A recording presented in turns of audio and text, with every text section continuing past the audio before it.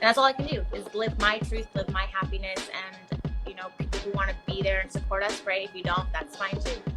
All right, Katie and John are back with all the tea and a little hint as to the timeline of their crazy love affair. First kiss story, John attacked me with his mouth.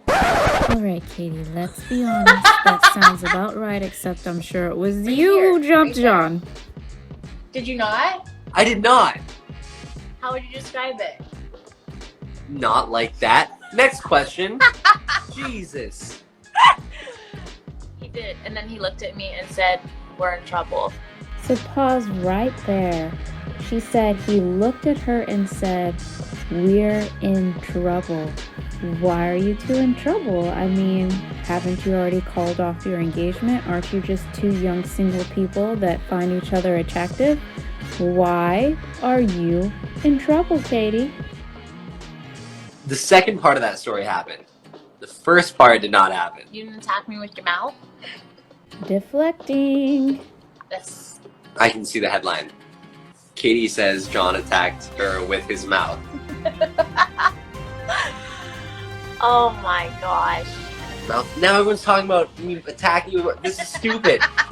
This is supposed to be my life. Okay, drop a question. This is my life. Drop. You love about Katie. Everything except for when she loses at Monopoly. Next question. Okay, rude. Next. What the hell is that?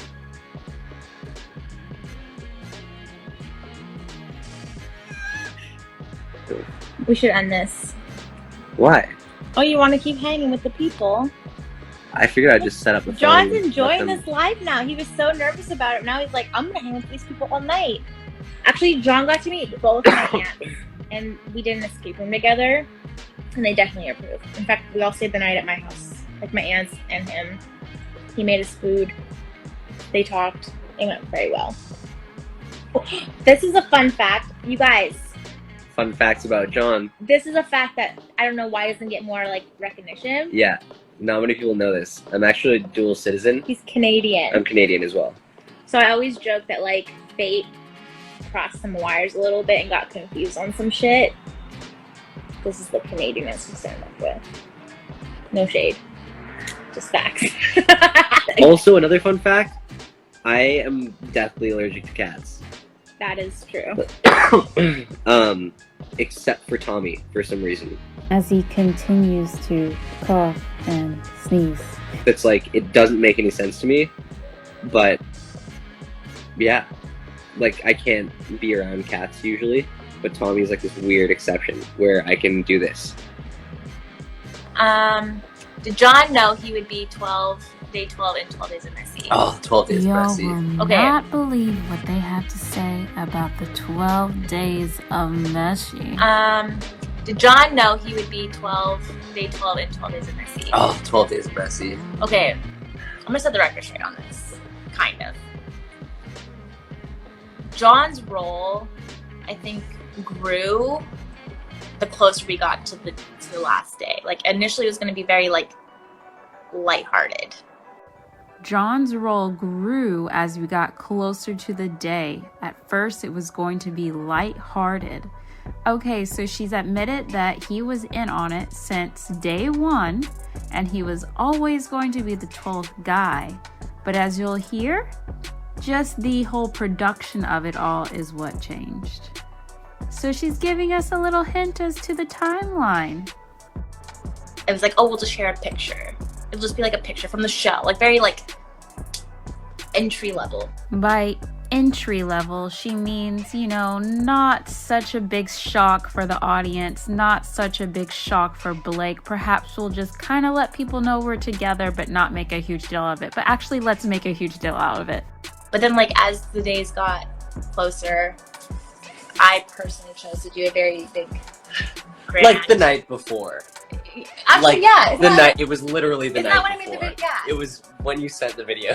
Okay, so here's the thing that, like, here's my personal reason why. And I know it's very controversial, and, like, if I could go back in time and not do the 12 Days of Messy, I would not, to be honest. Like, I learned a lot in talking with Thomas and Becca, and learning like how people view things, and just it wasn't worth it. What I'm learning is like I can view something my way, how I view things, or like how I think it's going to be like light and funny, and then like there's everyone's own personal experience is that side answer. Anyway, what I didn't like is the amount of people who thought that there was no way that John and I could have a connection, that John is like so friend zoned that it's like so sad. And I love that. That was hilarious. I hated it. Oh, no, I mean, you can love it and that's fine. I didn't like that. I wanted to really show that, like, to me, John is my world. John is handsome. John is romantic. John is everything. And I wanted to really make a big grand gesture to show that. Was there a lot of hate that came with that? Yeah. But like, how do you, Tommy's right here doing his little coughing thing. It's a hard thing to navigate, you know, like people are always like, well, you should have told Blake. And it's like, look, we talked about that. We talked about giving Blake a heads up.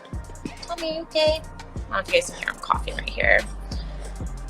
But here's the thing that people I think forget is like we're just normal people trying to live normal lives. And like, when have you ever had to tell an ex that you're seeing someone new? And like, how would you tell them that? And would I still have received the same amount of hate even if I did give Blake a heads up? I don't know.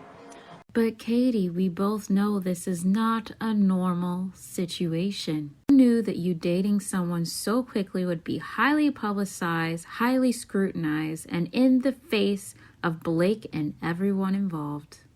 All I know is in the moment I was and am still the happiest I've been, and I wanted to make a big grand statement about where I'm at and who I'm with. And that's all I can do is live my truth, live my happiness, and you know, people who want to be there and support us, great. If you don't, that's fine too.